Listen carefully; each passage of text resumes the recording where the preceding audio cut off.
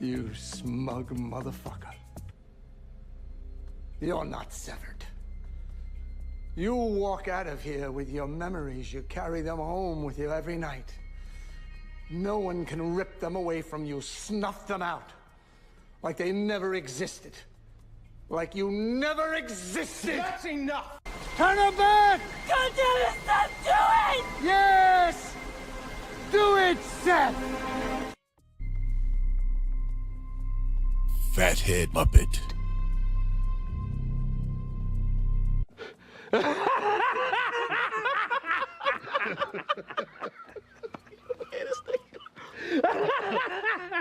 That's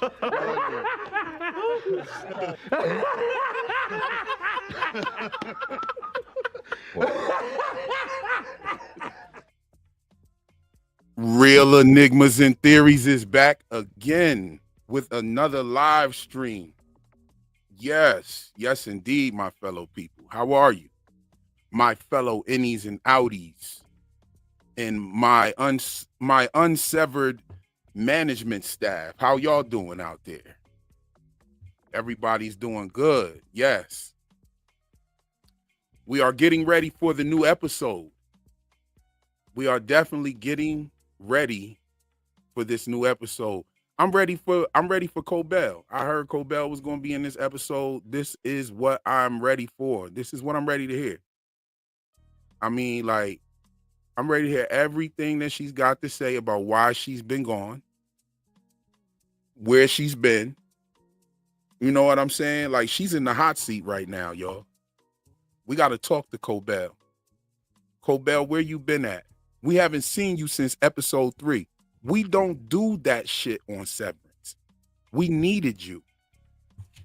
But I heard you coming back in a real big way. So that's great. The only thing I seem to have a problem with is the length of this episode. It's supposed to be like 38 minutes, 37 minutes or something like that. Like, but hey, I'm here for it. And if it's that short, then it's got to be a explosive, like one of them little cherry bombs. You know what I'm saying? That's what I'm thinking. You know what I'm saying? Y'all let me know. Did you guys enjoy the music dance experience? I'm gonna give you a little more of this.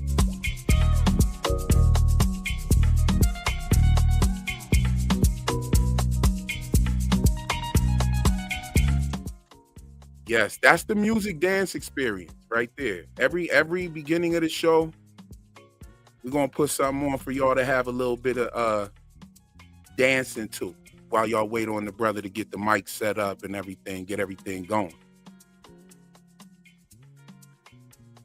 Here go the part right here. Hold on.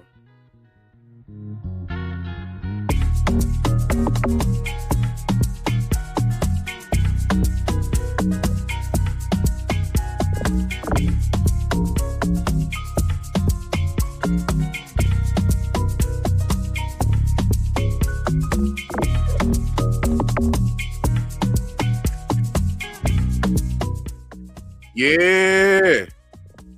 Y'all don't mind me dancing. You know what I'm saying? Y'all don't mind me getting my groove on while we get started, right? This is Defiant I'm a Piano. You know what I'm saying? I might name this track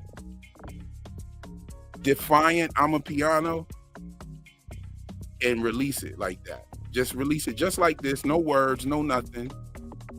just so you can vibe to this. This is some Defiant I'm a Piano. You know Defiant Jazz? So that's what we're doing with this. That's what we're going to do with this, y'all. That's why you can't Shazam this or anything, because I haven't released it yet. I got a lot of music I've been working on lately, and I'm going to be releasing some stuff under my name, actually. And I'm going to let you guys in on some of that stuff as time goes along. Let's get into one of my favorite parts, because we don't have a lot of time.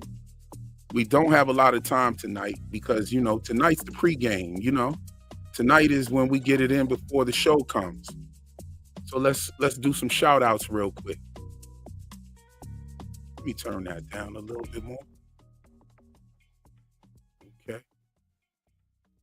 Okay. We here. We got Little Tempest in the building. She was here at 4:11. Hey, what's going on with you? Good to have you. Dawn is here. We have Jazz in the building. We have Shooter in the building. Dawn became a member, actually. Wow. Thank you, Dawn, for becoming a member. Now you can join those members only lives and also enjoy the members only content that will be coming up soon. Who else do we have here? I'm not reading these, by the way. I'm just going through. We have some people in here, so I'm going to get through these shout outs real quick. We got Daniel in the building. We got CT Cook in the building. We have Scotty in the building. Jen is in the building. What's good? WKR is in the building. Iron Man 412 is here. Mr. Pentium is here. Okay, now we're getting into 7 o'clock. Okay, this is all before the live started, y'all. They in here, they having a good time shooting theories back and forth. This is what's up. Kevin is here. Kevin says page 197 slaps, y'all. Indeed. Saffron, Jay, John, Ailey. What's going on? Who else is here? Cat in the tinfoil hat. Yes, good to see you again. Good to see you again. Carson is in the building with us. Randy is here. That's what's up. We have the beautiful Mia Moore here. We have Debbie, Yebby, Bobebi, Banana Fana, Fofebi, the Fee Five, Momebi. Debbie is in the building with us. The wonderful, beautiful mod Debbie. Debbie, she's here. Let's get it. Tech Squid TV. What's good with you? Chocolate Thunder. What's good? Good to have you. Adrian is here. We got Jay in the building. Jay Grizzly in the building. We got TJ here. What's going on, TJ? Catalyst is in the building. C. Quan is in the building. Rohit Bhatta is in the building. Batra. Okay, we got some people in here. Michael's here. No context. How you doing? How crazy is this episode gonna be? I don't know. I hope it's crazy. And you know, I wouldn't even be mad if it's not like a lot of action or anything like that. I want the information. I want to know what's going on with Cobell. Y'all can't hide that woman for the amount of episodes like that and then not bring her back with some information. We coming back. She's coming back with a vengeance. Ty Vaughn is here. What's good with you?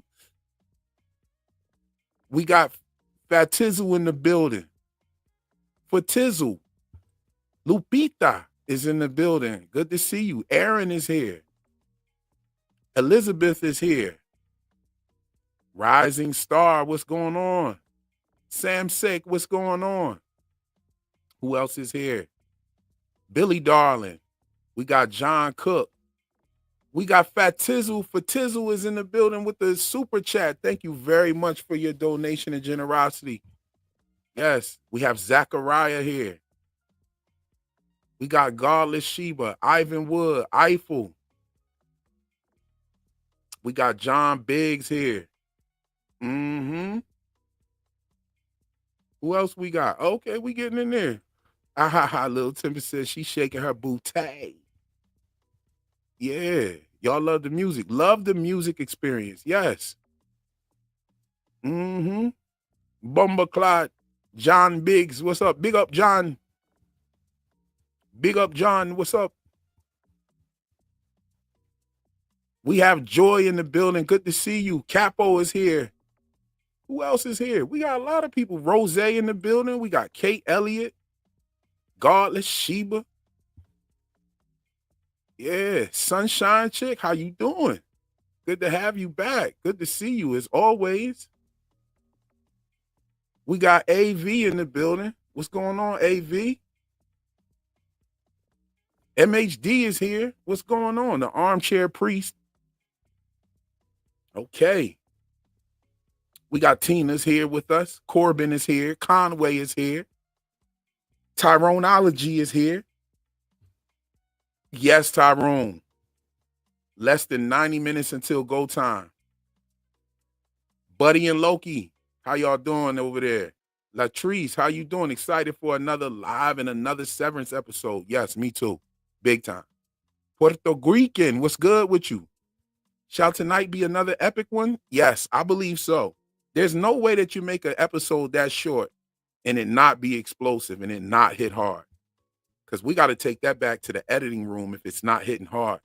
We got Bank Run in the building. And he says, we got Bank Run in the building. That's right. Minky. Airplane Willie is here. Cat is in the building with us. We have Ebony. I'm here. Yes, you are. We have Demian in the building. From the dirty. Sound like you from Florida. Yes, indeed. Them is my stomping grounds. Simon Lee is here. Yo, we got a lot of people in the building early in the game. Elizabeth is here with the membership. Celebrate with those emojis and welcome the new members that we have.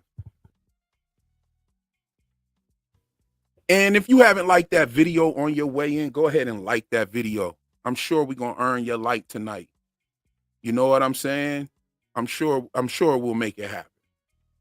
You know what I mean? We have Taryn in the building. Okay. That's the name of one of my good friends. Yes. The Fairy Squad mom. The beautiful Vic is here. Okay. It's 10 o'clock. Do you know where your Cobell is? No, but I know where she's going to be. I know where she's going to be in about 90 minutes. And yeah, she's in the hot seat. I need to know what's going on. We got Dawn in the building. We got Glenn, Britt, Doc Shelley is in the building. Who else? VGM is in the building with us. Okay. If I missed you, I love you. I didn't mean to. You know what I'm saying? It's a lot in here. We about to go crazy. First, I've been receiving some comments. I've been receiving a few comments that are saying stuff about what I have to say about the Nazi regime coming into America via Operation Paperclip. And somebody asked me, what's your source for the backwards paper clips? And just simply put like this, right? The great Bill Cooper or William Cooper used to do these broadcasts. And he has said it several times about the backwards paper clips.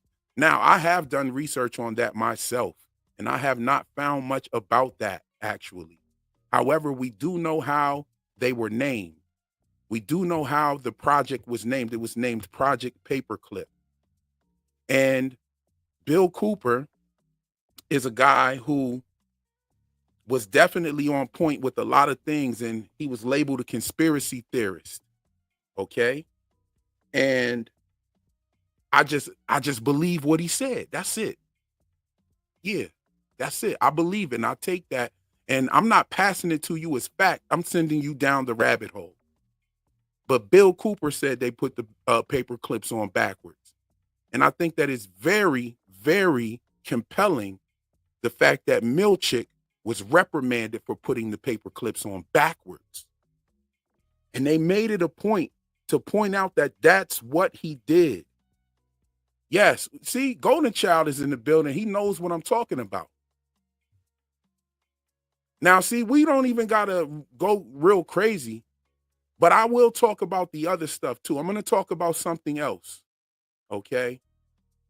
And it's just the other part is that they were saying that there's no proof that the Nazis were recruited via Masonic and occult ties. And first of all, I just want to break this down to you, right? All the guys that were brought over here to work for the United States during Paperclip were a part of the occult. They were either part of the Vril Society, and that's VRILL, or the Thule Society, and that's THULE. Now, I do a live stream every Saturday, and if I don't catch it Saturday, I catch it Sunday, and I open up the panel. So feel free to come on in and join the panel, and we can have a discussion about it.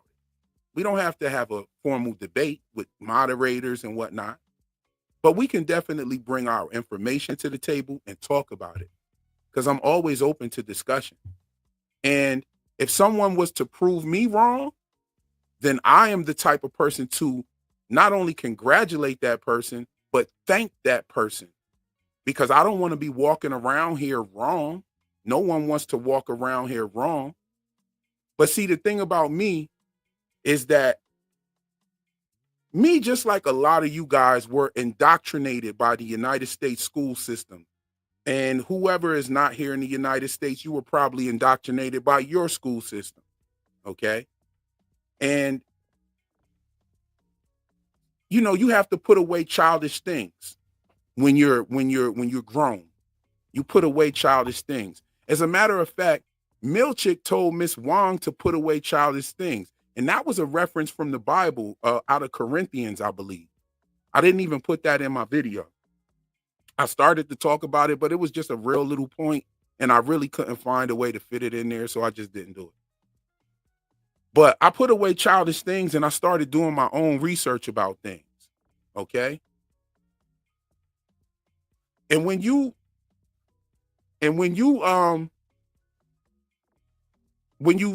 do your own research and you find things that conflict with what you think or what you were taught, one or two things happen. Either you accept it and you dig deeper, or you totally disregard it because it doesn't stimulate you mentally. You see what I'm saying? Now, just because something I may say won't stimulate you mentally, there's no need to hop up in my comment section calling me all kinds of names and schizophrenics and shit like that. Deal with the information that I put forth. Don't attack me personally. Okay? Don't attack me personally. You don't have to attack me. You dig what I'm saying? Attack the information, because I could be wrong. And as a matter of fact, I strive to be wrong, because most of the things that I believe come from me trying to prove things wrong. And so what stimulates me is the discussion. If you come over here thinking that I'm trying to get these predictions right, then you're at the wrong channel. You're at the wrong fucking channel. What I do here is I try to drop and expand on the hidden meaning behind things. You understand what I'm saying? Now, with that being said, when you look at Severance and the fact that they brought this man up with the paper clips, then you have, matter of fact, when you're talking about, was the Nazis involved with the Thule Society? The Thule Society is where they got their master race ideology from. Why? Because the Thule Society were trying to produce an Aryan master. The Thule Society the Thule Society is where they get the blood purity stuff from. And some of those people administrated things right here in America, where they drew blood and they looked for people and they deemed them unfit to reproduce right here in America. And this was done by the Cold Spring Harbor Laboratory. That's a definite call out right there. Cold Spring Harbor Laboratory. Somebody even pointed out to me in the comment section that Cold Spring Harbor Laboratory was also brought up or mentioned on Orphan Black.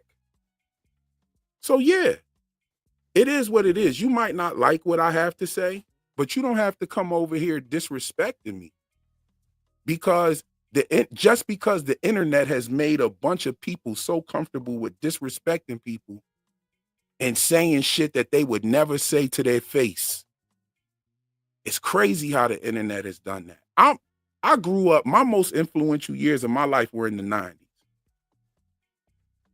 My 90s was from 10 to 20. So I think those were very influential to me. And for real, I grew up in that day and age where you do that kind of disrespecting and stuff, and you liable to get the bullshit slapped up out you. You know what I'm saying? Now, am I saying that Cold Spring Harbor is going to have anything to do with the Cold Harbor Room? No. Like I said, I point out the hidden message on this thing here we call YouTube. And I've been doing this before YouTube existed. I just got my YouTube page started in 2023. I'm not new to none of the shit that I'm doing on this page. I've been doing this. You know what I'm saying? Like I was never just out in the open with it. This is what I did and how I watched movies. This is how I enjoyed myself. You ask my lady, you can't watch a movie with me because it's not going to be any fun, and you're probably going to be wanting to just give up and leave the living room, because I will analyze that shit. I'm looking at the set. I'm listening to the dialogue. You dig what I'm saying? Players' wardrobes, clothes, things on the table. You know what I'm saying? I'm looking at all that type of shit. And I create a hidden meaning version of the story and pass it to you. So, I mean, the Thule Society totally was about trying to create an Aryan master. And if the Nazis didn't adopt anything from the Thule Society, then where did they get that from? Not only that, I mean, we could really cook if you want to, but I'm not gonna really waste a lot of time on this. You know what I'm saying? Because the information is there. Of course, they have definitely overwashed some of it. They've bleached the information. If we know about Project Paperclip and the little bit of information that we do know about Project Paperclip, what the fuck do you think really happened? Like, these are operations that went on to do things like MK Ultra, the Tuskegee experiments on black people with syphilis. And just because America has a fucked up history doesn't mean you have to scream and yell at the people that are pointing it out. Personally, I love America. I wouldn't want to live any other place. Just me personally. I love America because of how far it's come. Because of the fact that 70 years ago, I couldn't sit at a place and say the things that I'm saying. So that just shows you how far America has come, to the fact that I'm able to even say what I'm saying. We've come a long way. And I love the USA. And I'm here. But I do know that it has a tumultuous history, full of turmoil, blood, sweat, and tears of my people soaked into every single inch of the soil. So it is what it is. Like, you know, love it or leave it, you know? But it is, you know, that's where I come from. That's what I'm all about. You know what I mean? They brought these guys over here, and they brought them over here because there was an arms race, there was a space race, and there was a race to understand consciousness. There was a race to understand duality and ego. These are the themes of this television show we're watching. They reprimanded a man for paper clips. And thank you for everybody that corrected me on marrer and marrer or marrer. I don't know how to pronounce it. I'm not German. But those words mean the wall. His name means the wall. And marrer, deviation of his name, means a bricklayer or a wall builder. So there's your Masonic name right there. And what do we see this guy doing? We see this guy doing tests on extreme conditions being placed on the human mind. These are the same kind of experiments that took place with Operation Paperclip scientists before they were even Operation Paperclip scientists. They used to do fucked up studies on twins. They used to torture one twin and leave the other twin in the other room to see if the other twin would know that his twin was being tortured. They used to do shit like that. You know what I'm saying? I'm talking about burn one twin to death while the other one sits there. You understand? And they would test the body. They would test the brain. They would do blood tests on people. You know what I'm saying? So if you don't, it is what it is. I didn't do it. It wasn't my fault. Don't kill the messenger. You know what I'm saying? But then we see this scientist doing those same kind of tests on his subjects. This fucking episode was crazy. This episode traumatized us. And this is what I've been talking to y'all about how the spells can be put on you right there on your screen.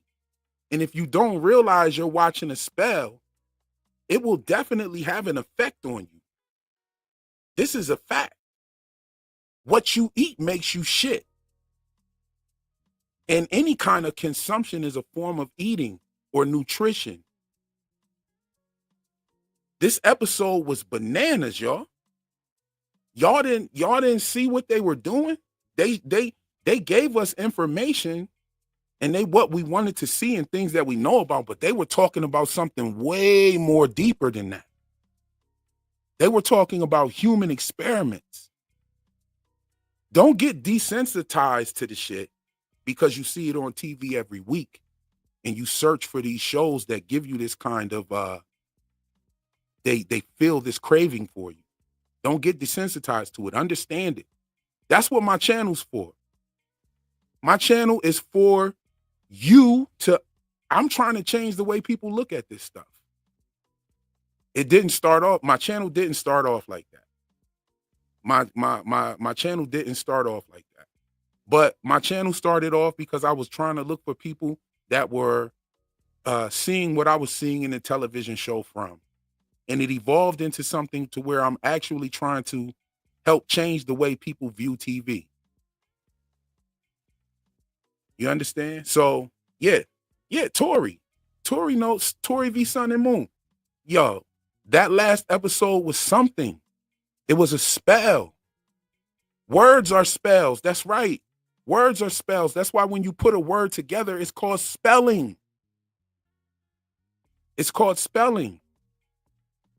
When you write your signature down, it magically locks you to whatever you put that signature on. If I just take a piece of paper with some shit on it and put my signature on it, now I'm locked into that paper. Because the signature is the sign of nature. It's the sign of the natural person. Right?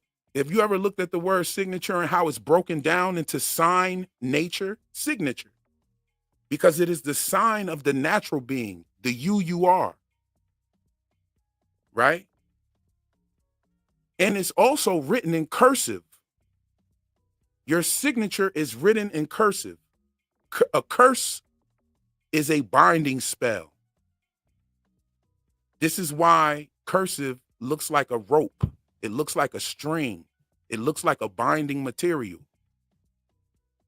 Okay? So whether you believe it or not, you're participating in it. So it is what it is. I'm gonna digress right there. I'm gonna leave that alone from there. I'm gonna leave that alone. We got another super chat from Nick. What's good with you, Nick? I appreciate that. Threw that paper clip up in the air real quick. Yes, indeed. We got Bring the Noise in the building. With the super chat, I appreciate you as well for your generosity.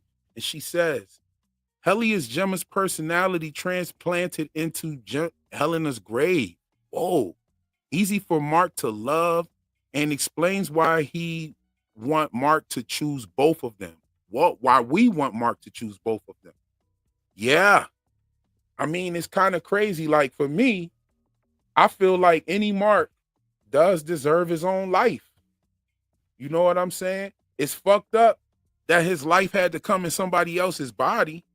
But what are we going to do with it now? Are we just going to straight up like do him like Irv? Yo, if we don't get any Irv, I'm going to be fucked up if we don't get any Irv. Like somebody needs to do a OTC on Irv real quick. And just so we could get another few scenes with any Irv. Because he went out like a true G. He went out like a real G. Like, what did he say, y'all? What was his famous words? Turn her back! God damn it, stop doing! Yes! Do it, Seth! Yo, that was our last moments with any Irv. I would love for somebody to do a OTC and bring him back. I would love for that to happen. That would be a real dope turn of events that we get any Irv. Or I hope that Irv is actually reintegrated. And, you know, what does reintegration actually look like in its finished process? What is the end game of reintegration? Is it to make a different person? Or is it like, you know, you got this fucking person in your head that you can kind of talk to? You know what I'm saying? You know what I'm saying? Yes, Reefer Madness. That's one of my favorite movies, by the way, Reefer Madness. Reefer Madness is one of my favorite movies. And Reefer Madness, I love this comment. Hang in there. Because that is definitely the last thing that we heard from our boy, Irv. Like, man, like that was a hell of a fucking episode. And it's crazy because it's starting to hit like an actual character death. Even though we know Irv is still alive, but it's starting to feel like a character death because we haven't seen him come back yet. And we haven't heard him. You know what I'm saying? So, yeah, it's kind of crazy. It is what it is. It is what it is. Yes, indeed. We got another super chat from Hi-Fi Award Tour. I appreciate your generosity, fam. Any Irv deserves a victory lap. Oh, my goodness, yes. Any Irv deserves a victory lap for sure. I don't know. Man. They need to drop a OTC real quick and bring bro back. You know what I'm saying? Just remember, hang in there. You know what I mean? Like, that was a fire outing. Like the way they took his character out. That was so dope. And it was in one of the most dopest episodes until episode 7 came along and just looked like a whole other movie. You know what I'm saying? But this is that type shit right there. I love that. I love that. I mean, I can tell you right now that Severance is going to be scooping up all the awards. Like, unless something comes out that's crazy, Severance is going to do damage when it comes to the awards. Like, it's going to be crazy. Yeah, I got to do something. I got to do something about Severance here. I don't know, y'all.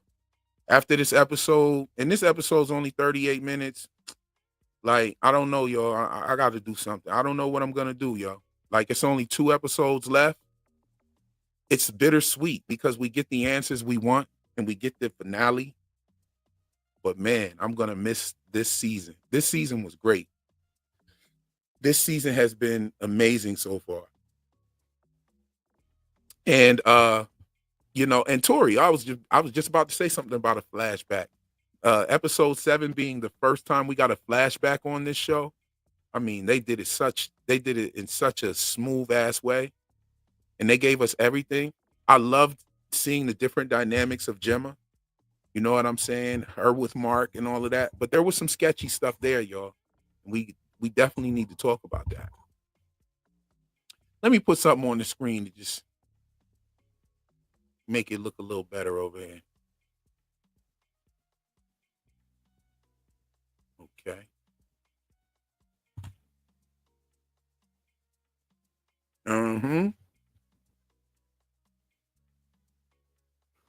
The French music was interesting. Yes, that whole scene was crazy with all of the different transitions that it was going through. That was crazy. Yes, yes. Hold on, let me see here. Oh, MJ323 dropped the super chat. 888. I love it. 888. Thank you very much for your generosity. And MJ says, much love and all respect to Real Enigmas and Theories. I wonder if both Gemma and Mark were maybe manic depressive after their miscarriage. Yes, I'm sure they were. I'm sure they were very depressed, and they were, you know, they were hurt. But I don't think that that was the overall end game there. I'm starting to kind of think Mark might have been targeted. You know what I'm saying? I don't know for sure. One thing that I do know, and I peeped this, is that Gemma came and sat by Mark. And we know this because Mark was already hooked up to the blood machine. And he was already getting his blood drawn. But as we see, Gemma was there still getting situated with the nurse that was there helping her and whatnot and getting her situated. So that indicates to me that Mark was there first. And I pointed that out in my video. Like, why would you, like, look at all those people that were in there? Why did she choose to, like, sit? I mean, there were a lot of people, but they weren't sitting down. There were a lot of, like, empty seats. Like, who sits right next to a complete stranger? Like, right next to them in the very next seat to them. Who does that? Sits right next to a complete stranger at a blood donation spot. When, I don't know, that just seems kind of intentional. You know what I'm saying? Yes, indeed. Joyce said, hit that like. It's free. Skeeter Egan said, nah, they're going to pack this episode. I think so. I think episode 8 is going to be crazy. I hope so. Because that's her man. She went to go get her man. That's what it was. She saw it. I don't know if, I don't know. Yes, I think Gemma is a double agent. Alexa said that right there. You know what I'm saying? You think the nurse put her there? That's a good one too. That's a good one too. But, you know, I totally didn't expect to see them at a blood drive. That just wasn't on my bingo card for episode 7. I knew we were going to get the flashbacks of their time together and stuff. But the fact that they showed a blood drive was very, very telling. It tells you a lot. And then it also shows Gemma getting her blood taken at in Lumen on the severed floor or on the testing floor. So I thought that was crazy as well. And I'm noticing that a lot of what we saw was Gemma's memories. It was Gemma's memories, and some of them were Mark's memories. You see what I'm saying? When it comes to them too. And some of them were shared memories, of course. You know what I mean? The other stuff that we saw on the testing floor, I believe, in my opinion, all of that, most of that happened before the waffle party. And how do we know that? Because Irv was there. Irv was there. And they literally show us a scene where they literally show us at what point they are in season 1, where Gemma is talking to Irv. Hold on, wait. I think I put that in here. Let me see if I can find it. Yeah, they show us this scene right here. This scene right here tells you everything you need to know. That if he's watching this go down right there, then that means that this is taking place during season 1. Oh yeah, Scotty know what time it is. What? Who's Hannah? Now I don't know. I don't know who Hannah is. They made it seem like She just said Hannah to front like she didn't know Gemma's name. But I wouldn't doubt that it actually means something. Mm-hmm. Yes. Isn't it interesting that Gemma speaks Russian? That gives spy vibes to me. Oh, most definitely. Look how they were dressed at the Ortbo. They were dressed like Russians with those Russian hats on, those Russian fur hats. You know what I'm saying? Oh, yeah, definitely. Something was up with that. Something's up with Gemma.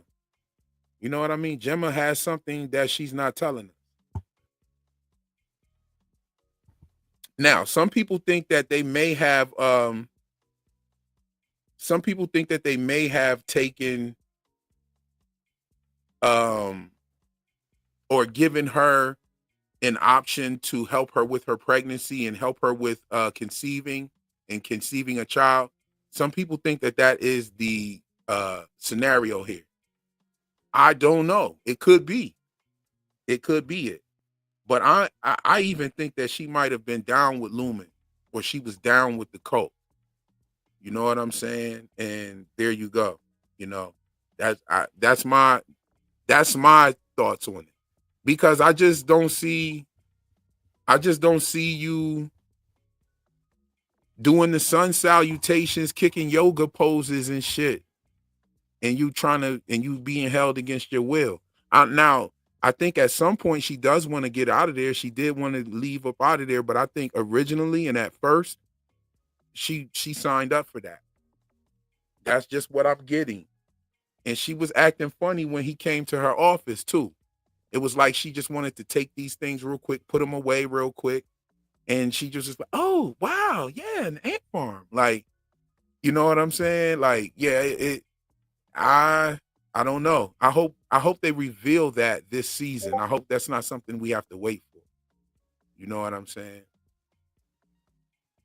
Oh, we got a super chat from Elizabeth. Thank you for your generosity. It's much appreciated. And she says, wouldn't Lumen want to experiment on a human who has already proven they can master the cycle of rebirth? Ahem. Is Gemma the Dalai Lama? Is that why she's special? Because they know she can survive consciousness transfer? I don't know. That's a very good question. You know what I'm saying? But if Gemma was already in the cult, then I think that Mark was the intended target. Mark was the intended target. That's what I believe.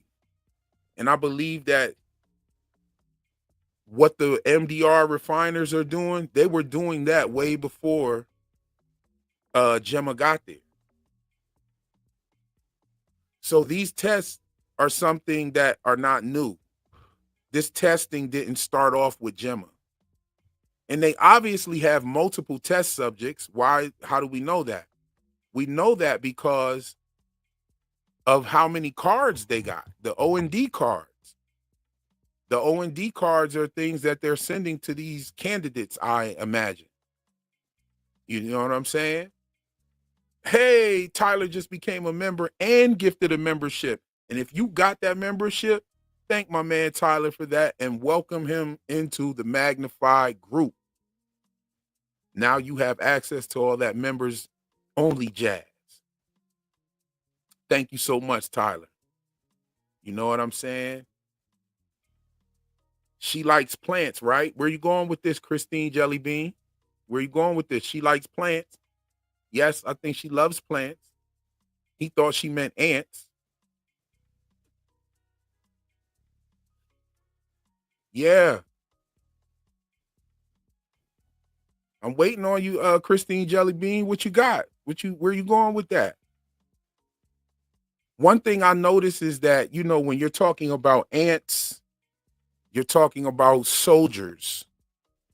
And the word soldier was referenced with Ragabi in reference to Cobell being a soldier. I think them showing us this ant, yep, there it is right there.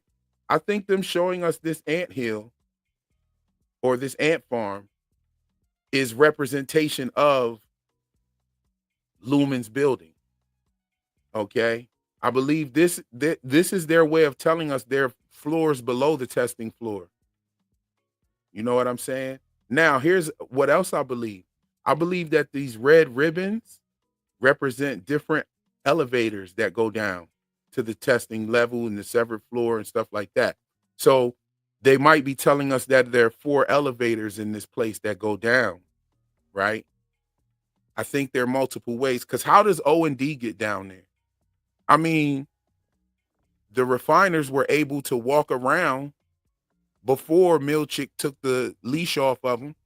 They were able to walk around. Petey, at the very minimum, was able to walk around. How do you hide all of those people and not catch them going out or coming back in? You know what I'm saying? Dylan said that he met Bert before. I wonder how Dylan met Bert. How did he meet Bert before? Also, you know, you have Petey, who was able to walk around and pretty much map the place. So there has to be other elevators. Now, Petey's map. Let me find Petey's map on here. I think I put Petey's map in this video. Yeah, was that it? Where's Petey's map? I think I put Petey's map in this video. There it is. Okay. Right here. I believe this is the symbol for the elevator. Right here. This is what I believe this is. And we see another one of these over here right by the team building. And I'm telling you, yo, I believe that this is where the Ort Bowl took place, inside of the team building. Okay. But what is this right here? Hold on. What is this thing right here? What is this thing right here? This is the wellness room, right?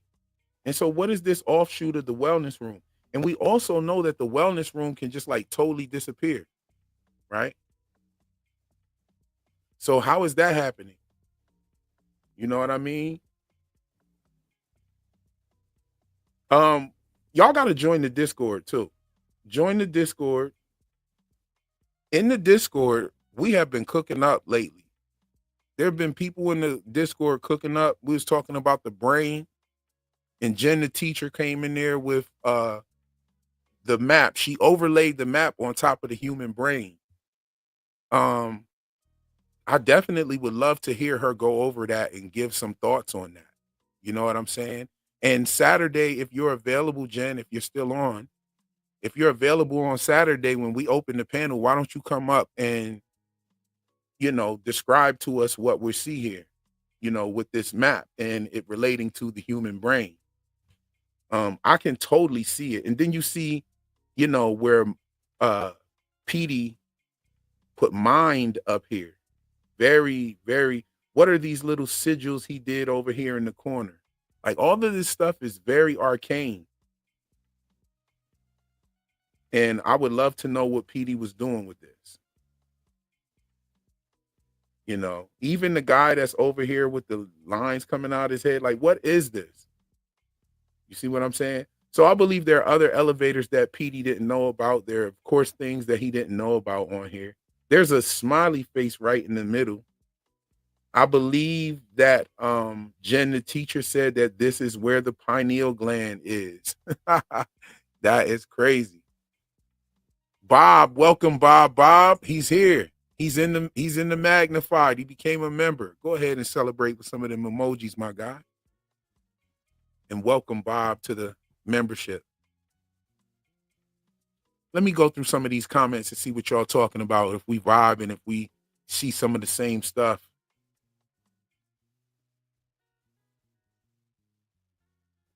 I'm your best friend. You're my good one. I always thought that line was strange, Kid Q. That line was very strange. You know what I'm saying? Petey said he was his best friend, but he is his good one. I mean, that's almost condescending. I didn't understand that line, and I thought it was strange. Does anybody have any thoughts on what that line could have actually meant? You know what I mean? Samerham says they know about and allow the mapping and other stuff because it's part of what they're testing on the MDR floor. That's what I've been saying. I've been saying this, I think, since episode 2. I came out with a video called Lumen is Listening. And I talked about how it was called Lumen's Planned Uprising. I think everything they did with the MDR, they did that on purpose. I think that was done on purpose. And I think that's kind of solidifying that maybe the board might be an AI. I think the board might be an AI. I actually do now. Because what else would be able to predict humans' thoughts and what they would do? And we already see this happening now because they already know how to predict something that you would buy. You know what I mean? I know we've all had like a conversation with someone about something, and then you see advertisements for that said thing that you were conversating about, and then you start seeing the advertisements popping up. But I have actually experienced this without having the conversation. Like actually like verbally speaking about something, and I was thinking about something, and then it was advertised to me right away. Like I'm talking about, I scrolled up and boom, caught an advertisement for the very same thing that I was sitting there thinking about. And it creeped me the fuck out. I'm not gonna lie. I remember one time I called one of my friends and it just went straight to voicemail, and then he texted me like this little man running. And it was so crazy because I was like, yo, why'd you text me that man running? And he was like, I didn't text you. No, I didn't text you. I didn't even know you called me. And I said, go look at the text message, bro. Like, and he said that he was jogging when I called him, and his phone automatically like blocked the call and like screened the call and sent me a text message that my homie was running. This is no bullshit, no cap. Matter of fact, I was in Phoenix, Arizona when that shit happened. You know what I'm saying? We got the new members up in the building. Who else we got? We got another member. I seen somebody just drop a super chat. Okay. Hamstram Shazam is in the building and writes, Hannah is the childless woman of the Old Testament who promised her son to God if he allowed her to conceive. That's heavy right there. See, I love that kind of symbolic reference. I love those kind of things. And a lot of times these shows are doing that very thing. Even in shows that, like, it could be a rom-com. Like Friends had tons of esoteric information in it. They were always saying something that was esoteric or making some sort of comment. The Office is another one that used to always have some esoteric information inside of the episode. I mean, that's what these people do. This is Hollywood, y'all. Magic wands are made from the tree, the holly tree. Magic wands are made from the wood of the holly tree. And so Hollywood is definitely casting spells on everything that they put that bread behind. Matter of fact, you can't get that bread unless your shit has that in it. Unless you put that in there, you ain't getting none of them Hollywood dollars. And if they like it enough, they're going to send the writers over there, or they're going to send the money team and the lawyers over there to buy that shit from you so that they can insert that stuff in there. And they're going to do it. And before it reaches you on any kind of network, the esoteric information is going to be placed in there by the hidden hand. And you can call me a conspiracy theorist all you want. You know, we've been losing a lot of good people lately. We just lost 2 great people in the music world. And I knew both of these people. And I met both of these people while I was with my mother. First, it was Angie Stone. And I met Angie Stone at the Black Business Expo. Me and my mom had a booth right across from hers. And she was out there, you know, doing her thing and selling her products. And I walked up to Miss Angie and she gave me the biggest hug and so much love. And we were cool after that. Like, I was able to reach out to Angie Stone, yo, imagine that. But she knew I was a producer and everything. She knew I worked in the business and whatnot. And she was real cool. We never got a chance to actually do some music because, I believe that time for her had passed. But I did know her son as well. I met her son as well. And he does music as well. And it was so tragic that she passed on his birthday. You know what I'm saying? But also, Roy Ayers passed away today. And I met Roy Ayers with my mother as well. My mother booked Roy Ayers when she was in college to perform at her college. She booked him and they paid Roy Ayers to come through. And my father actually did the sound engineering for that show at my mom's college. And they met Roy Ayers. You know what I'm saying? This was before I was born. And Roy Ayers was doing a show in 2019. I think it was in August of 2019 at the City Winery. And I bought some tickets and told my mom, I said, I'm taking you to see Roy Ayers. She was like, really?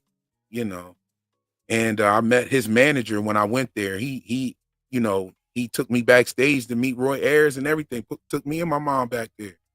And we met Roy Ayers and took pictures with him and whatnot.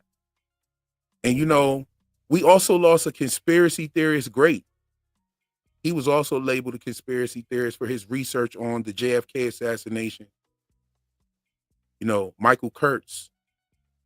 And I studied some of his work. I read some of his work on Lee Harvey Oswald.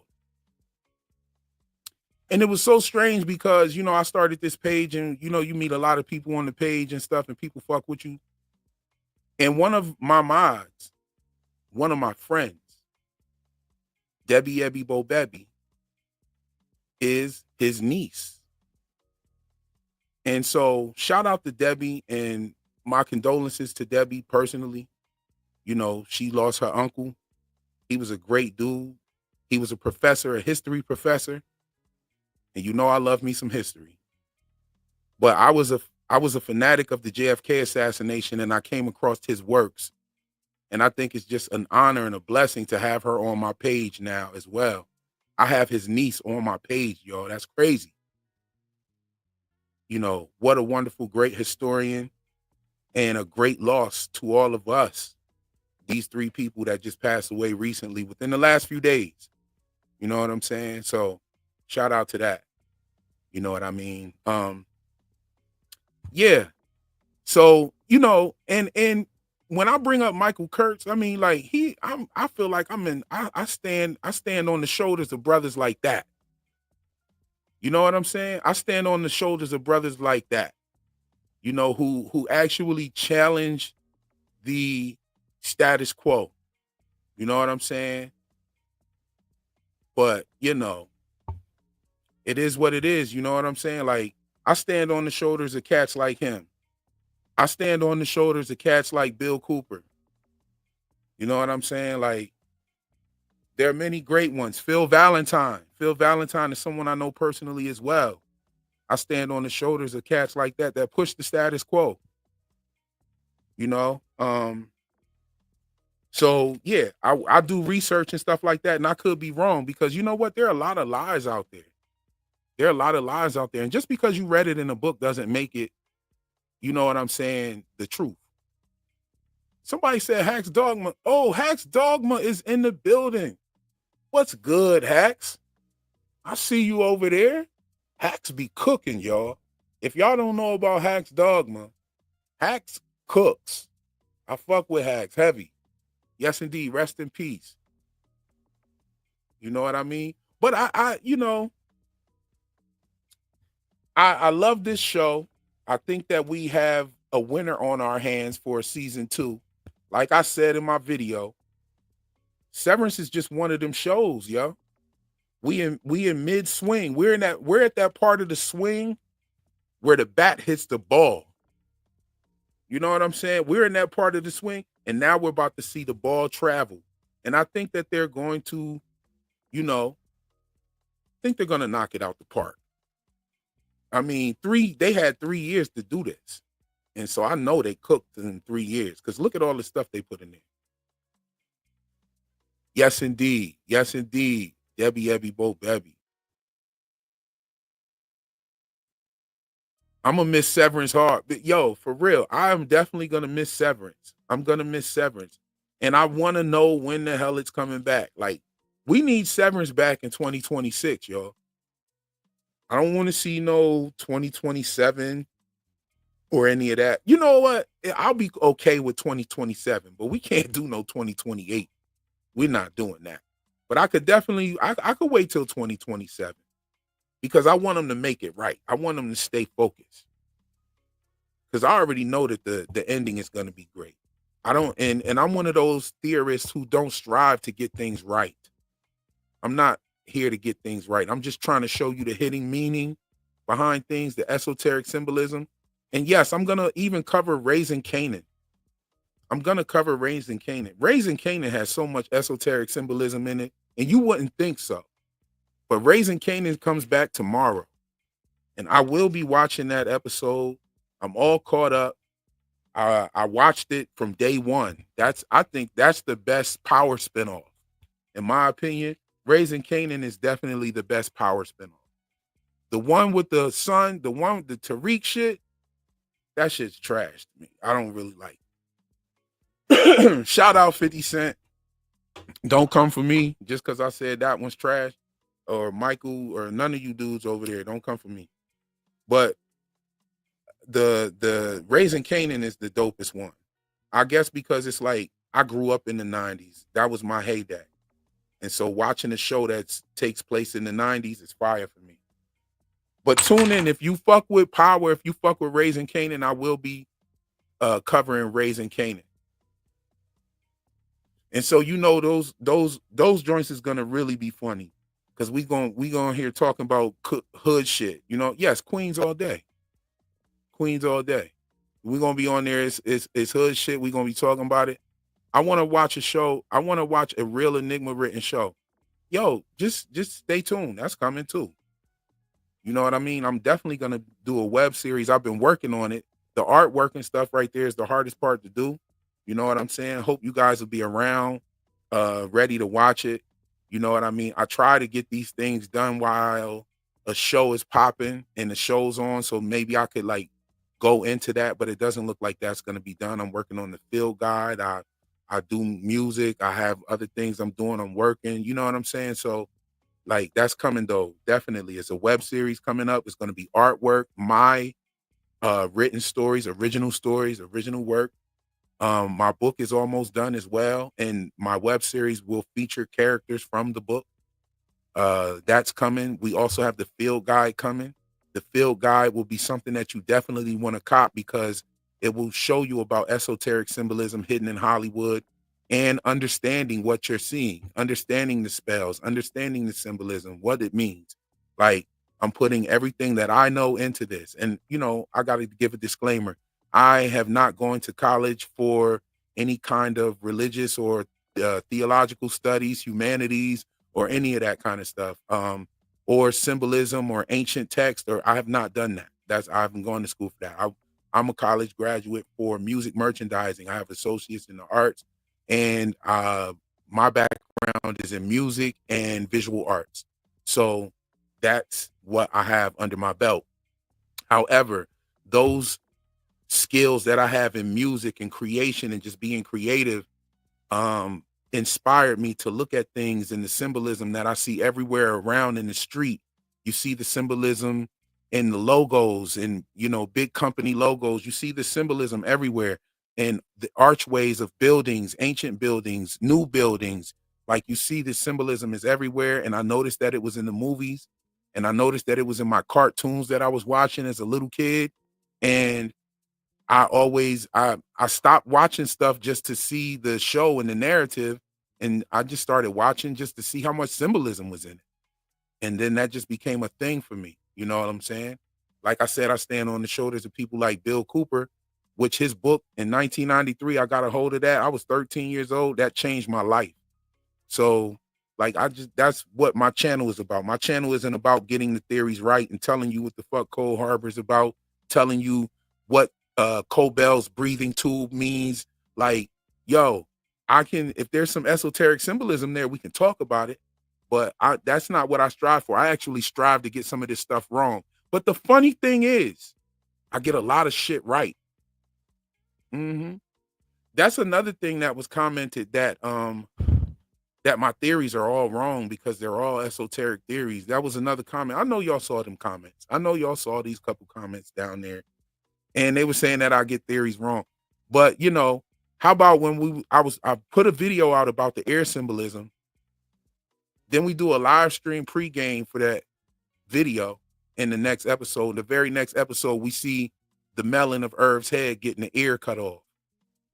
And see, that's what I be trying to tell y'all, that the symbolism is there. You know, and people were laughing at that ear symbolism. I was like, yeah, the left ear, blah, blah, blah. So people's like, man, this guy's talking about the left ear, man. What the fuck is this guy talking about? We want to know Cobell's husband's name. Like, I don't know. I can't tell you none of that shit. But yeah, the left ear symbolism popped up and shook, and that was a total room shaker. So just be aware of the symbolism, and the symbolism does leak into the narrative in many cases. So don't be surprised in the finale if we see something that I've been talking about. And I also got to give a disclaimer that I do not get the episodes early. And I'm not going to lie to you. I tried to get them early because I would love to see the shit early and get the videos out to you at a time when everybody else's videos is popping. But my shit takes time because I'm sitting there doing research. And, you know, it is what it is. I'm sitting there not only just doing research, but also just figuring out how I'm going to tell you this stuff. Just writing the script in itself is hard. You know what I mean? It's a lot of hard work running the channel, but I love doing this shit. So it's not really hard. It's fun. It's fun. It's challenging. You know what I'm saying? It's not like boxing. You know what I mean? When you're a boxer, you know what I'm saying? You get older. You're going to lose a step because you got older. But when this comes from something like writing and making music and stuff like that, you should get sharper because the brain should continue to get sharper. You know what I'm saying? We got a super, my man Kyle Gross said, do your thing, bro. You doing your thing, bro. That's what's up. I feel that. And we got a super chat from Kate. She says, in which side of Mark did Gemma sit at in the blood drive? Oh, say it with me. The left. Yes. So everything she said to him was sonically brought in from the left ear. You know what I'm saying? It was sonically consumed by his left ear. So she was spitting knowledge to him too. That's where she brought up the book she was reading. Peep all those books. See, and there's some stuff that I don't touch on because I know a lot of the other channels touch on it. So I try to touch on something different. And I hope y'all like the content. You know what I'm saying? I really do. But thank you so much, Kate, for your generosity in the super chat and your dope comment. For real. Like, that's true. Drizzle said, W Raising Canaan. Yeah, we in there. We going to do Raising Canaan. And Raising Canaan comes out tomorrow, so this will be running right aside Severance. So I hope it doesn't fuck up my algorithm, but I don't care. I got to talk about some of this stuff. There was so much esoteric symbolism in the very first episode of Raising Canaan, it was ridiculous. You know what I'm saying? Man, there's a lot of shit you can't even talk about on YouTube that happens on Raising Canaan, though. You can't even really get in detail with some of that stuff. But yeah, we're going to do it. But yes, we got 20 minutes until the next episode. 21 minutes. We got 21 minutes. I am going to do something a little different that I don't do on my pregame. I'm going to open up the panel, and this is how I'm opening up my panels from here on out, because sometimes we're talking over each other and stuff like that. And don't get me wrong, I don't mind it. I don't mind someone talking over me when trying to get a point out, because I might talk over you. I don't mind, like barbershop conversation. You know what I'm saying? However, it is not good for the listeners. You know what I'm saying? They don't hear it like that. They don't hear it like that. Hey, from need to take notes from Severance. Yo, they do. If they don't take notes on anything else, they need to take notes on promotion. You know what I'm saying? Severance has been everywhere. Severance is in I think it's an Allstate insurance commercial or something. There's some kind of insurance where where they're saying pretty much sever from your parents' auto insurance and stuff like that. Like they are putting this show out there to the people. Like I think it was real fucked up that From relied on all the YouTubers to push that show, and then they turned around and copyright struck all of us. That's crazy. I don't understand what that was. Like they were being real good about copyright strikes for the first 2 seasons. I never got a copyright strike, but boom, they started hitting us with copyright strikes, and we pretty much pushed the show. Like I don't know why they did that. Yeah, From needs major notes from Severance. Indeed. Yo, Severance didn't do promotion well first time around, in my opinion, in my honest opinion. Yeah, I agree. It wasn't really out there. It did catch on in the way that it did in more of like a cult phenomenon kind of way. But now it got there. Yeah, Harriet, what's good with you, sis? Good to see you on here. She said, thank you for the super chat, sis. She said, your content is exceptional. Damn.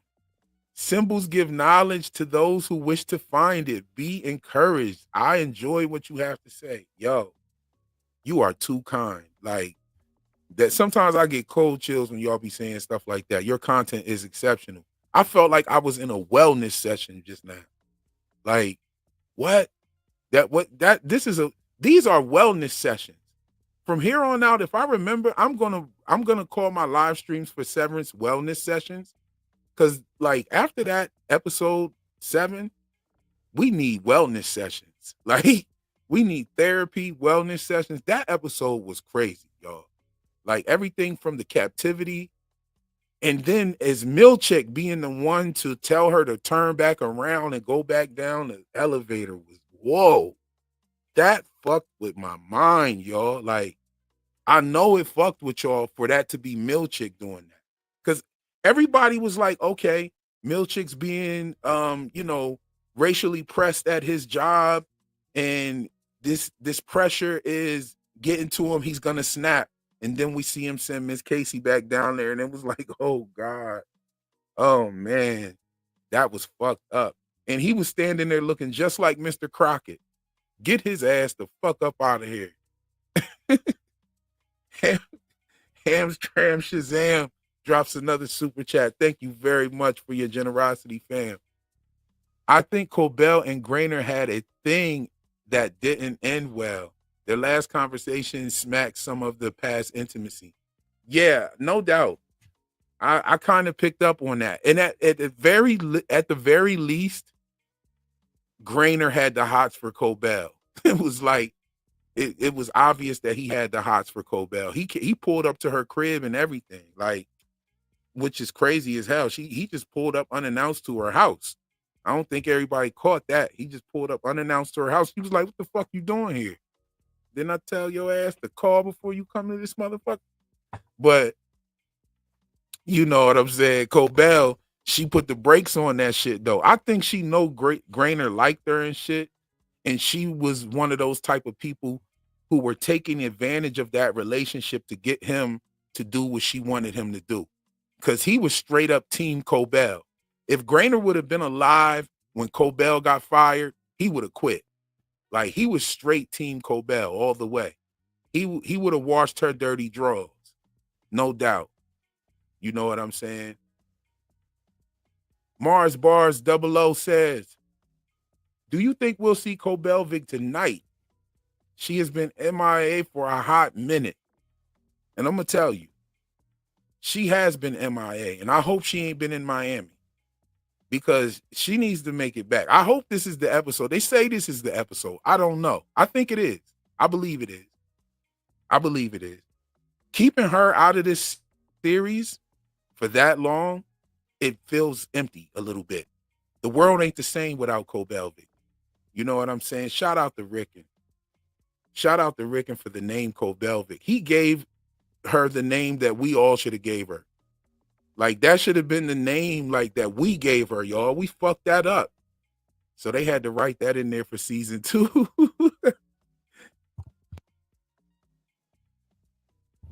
Severance and Shogun restored my faith in TV shows. Woo. Braden, that's a heavy statement. I like that. What about From? Braden, you must not have seen From. From was pretty good. From is definitely pretty good. Did anybody watch The Edge of Sleep? The Edge of Sleep is real fire too. We got 15 more minutes, y'all. You know what I'm saying? I said I was going to drop that link, didn't I? Let me drop that link real quick. We got 15 more minutes. I'm going to let 2 people come up here and say something for like 2 seconds. We're not really going crazy with it. You come up, we say something, and then you go back down. We don't want to have all the, talking over and all that. We're not going to do that. Chris LaBelle drops a super chat. Thank you. The wonderful, beautiful mod is in the building. How you doing, sis? I think you were right about Gemma remembering everything that goes on in each room because with the playing room. Oh, what about the playing room, sis?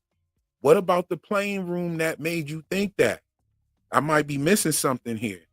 But I think she was lying to him just off the simple fact of how she answered him. Hold on, where is it? You won't be able to hear it, but you'll be able to see it. Just the way she answered his question. Where is it at? I know it's in this video, right? Or is it in the other video? Okay, I did 2 of these videos. Yo, look at that face. Look at that face. This is from the title credits. Thanks again, Chris LaBelle. Yeah, this is from the title credits. Hold on. Chris LaBelle dropped another one. She said she knew when the glass was going to slide off the tray. And then made herself pretend to be afraid when the guy was coming with the food tray.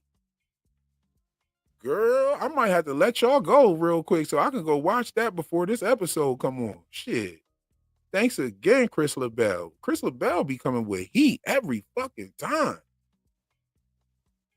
Yo, I gotta go look at that. I gotta go check that.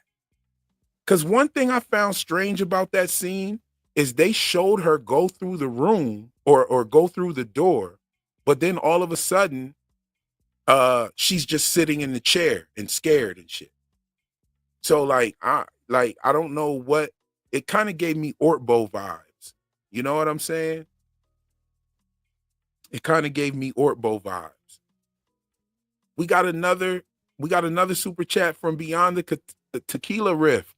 Thank you so much for your generosity. And they say, what is likely to be the cliffhanger that leaves us waiting? By the way, I love you and Miscellaneous Gab's insights. Y'all have the most interesting takes. Wow, thank you so much. Yes, I got a comment from Miscellaneous Gab. She hopped in my comment section and I told her to reach out to me. Reach out. Let's make something happen. She wants to hop up here on the live stream. We could do a live together. I was supposed to be doing a live this week with Geek Academy, but it didn't work out. I had dropped the video and I was so tired I fell asleep, and then I had to be up and work and do something, so I couldn't make it. But I think we're gonna do one for episode 8 and episode 9. I got a surprise for y'all for the finale. I'll tell y'all the week of or a week before or something like that. I got a surprise for y'all. You know what I'm saying? If you know, you know. But yeah, well, I'll tell y'all about that. But yes, thank you so much for your encouraging words and your kindness as well. And as far as what the cliffhanger is going to be, now let's think about the cliffhanger from season 1. So the cliffhanger from season 1 was something totally unexpected. What was the things? What was it? Okay. We already knew that Gemma was Miss Casey before the finale happened. We already knew that because we seen when he was taping up the picture that he tore up of his wife, or when he tore the picture up. That's when we knew that Gemma was Miss Casey. So we knew that before the finale. So that wasn't a finale reveal. I think the biggest finale reveal that we got was Helly being an Egan. I totally didn't see that. You know what I'm saying? And I like how they made her name Helly R. And the main thing that made me not see that Helly was an Egan, the main thing that did it for me was how Milchick tortured her in the break room. That totally threw me off. You know what? I'm going to say this. If that doesn't happen, I probably would have figured that shit out. But the break room torture totally throws you off. And it still fucks with your head when you go back and think about it now. Like, she was an Egan. She's an Egan. And he threw her up in the break room. And Cobell was standing there orchestrating everything. She was saying, no, she ain't ready. No, she ain't ready. Cobell was torturing her. Cobell was using Milchick to torture Helly. Because when it was time to let her go, Cobell told him no. So that right there is what really made that reveal shocker, and it was a beautiful twist. I think that's what made the show so great at the end, because it had a hell of a cliffhanger. The other cliffhanger was them being on the outside. But the crazy part is that wasn't even the cliffhanger. I love how they did this. So them being on the outside would have been a dope ass cliffhanger, right? But they didn't do it like that. They went ahead and we had that cliffhanger. But before the episode was over, we got to see Milchick tackle Dylan. And so we know they turned back into their innies or their outies. So we know they went back into their outie stage. And that was the cliffhanger. It wasn't the outie on the outside. It was the aftermath of the outie just taking over, the innie just taking over the outie's body for a few minutes. That was the aftermath of that was the cliffhanger. So what type of cliffhanger are we going to get this time? I don't know. I think we're going to get something. This is a great question. Because what is there? I think that the revelation of Helly being pregnant, I think at the end we are going to see her rub her stomach or some shit. I don't know if she'll be showing yet. They'll have to do a wicked ass time skip for that. But I don't know. And do we get a time skip? I wonder if we get a time skip this 9 and 10. You know what I'm saying? I wonder if we get a little time skip or something, because we're getting a flashback episode with Gemma and Mark for number 7. And we don't really know what Cobell episode is going to be. Hopefully they're going to catch us up to what she's been doing. But we might get a little bit of a flashback as well. So if we get a flashback on top of that, you know, if we get a flashback of Cobell, then they might give us a time skip of maybe a few months or something like that. That would be very interesting. I don't know. This show is so dope. I don't know what the cliffhanger is going to be. Let me go down in the comments. I want y'all to tell me. Man in Black drops the super chat. Thank you very much, fam. Ragabi's storyline is underwhelming / lazy. Yes, but it's still intriguing. It's intriguing. It is definitely underwhelming. There's not a lot of pieces to fuck with, but the stuff that we do have makes it very intriguing. But I wouldn't call it lazy. I wouldn't call it lazy at all, because we see Ragabi doing certain things that are going to make sense later. Like, for instance, like when she picked up Gemma's necklace and then she started jotting some things down, I think that is going to mean something. And Gemma's necklace is going to mean something. I hope we get the answer to that. One thing is we've got a lot more Ragabi than we got in season 1. And I'm loving that. What's so dope about it is we got more Devin. We got Devin and Ragabi together. That was beautiful. And it happened in this episode with the flashback with Gemma and Mark. Beautiful. Fucking beautiful. We got more Ragabi. And we've been getting her all season. Ragabi is the fucking backstory we need. Like, we need Regabi's backstory and we need Cobell's backstory. And I mean, like, we need them shits this season. Like, definitely. We got 5 more minutes, y'all. I had dropped it down there. It doesn't look like anybody's coming up here. Think y'all shy? It's 400 some people in here. It almost reached 500 people. Oh my God. That's crazy. I want to thank all of y'all for coming through. I'm rocking with every last one of y'all is rocking with me. But I wish y'all somebody would have came up here. Let me hear something that y'all wanted to say, but we're running out of time, so we're not going to do that. We got carnivore today. You've been talking about the left versus right theme. Most names have a vertical bar on the left, but a few like Cold Harbor has it on the right. Oh, okay.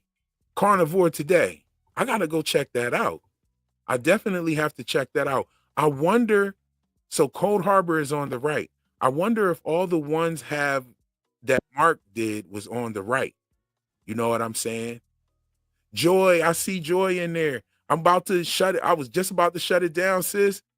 I definitely want to bring you up, but we got 3 minutes until the episode starts. I got to give the family a time enough to go and get something to smoke, drink, eat, snacks, and watch this little quick episode.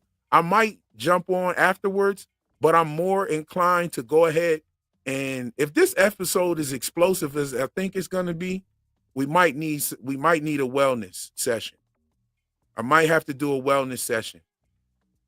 But you know what? Where's sis at? Sis, how you doing? I'm good. Just real quick, I just wanted to thank you for doing what you do, and don't mind the haters. And even if you do think about them, think about how powerful you are to deliver such strong emotions into people, to strangers out there in the ether. Oh, wow. That is a good take on it. And that's a good way to look at it as well.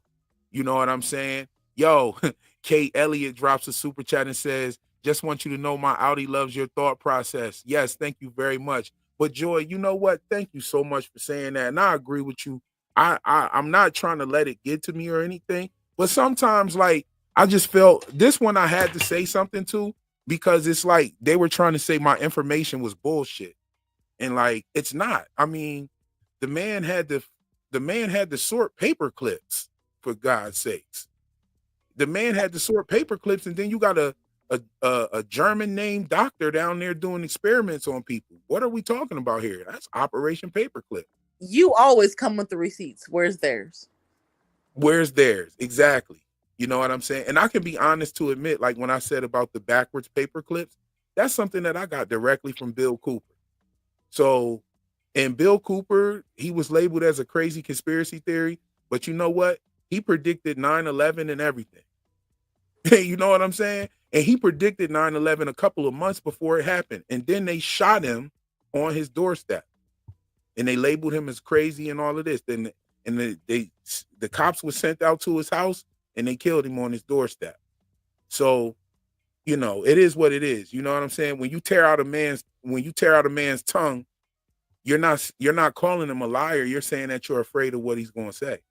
There you go. So, you know, it is what it is, and it ain't what it ain't. I hope we all enjoyed tonight's episode individually. Yes, yes. You know what though? They're making it pretty easy to do that. Every episode has been a 10. Every episode has been a 10. What is your take on that? You think every episode's a 10? Man, they knocking it out the park. Even the ones that I thought were maybe a 7 or 8 on previous on like viewing the new episode, then looking back at the old episode, I'm like, that's what they were doing. That's exactly. what they were calling. Right. Yeah, they've been touching back. The episode's on, y'all. The episode's on. I hope you got your stuff. I'll see you when it's over. I might do a little bit of, we might need a wellness session, guys. We might. Peace. All right. Just a little something to think about while we wait on the next episode. That's all for the live stream this evening. I'll catch you in the next one. Peace.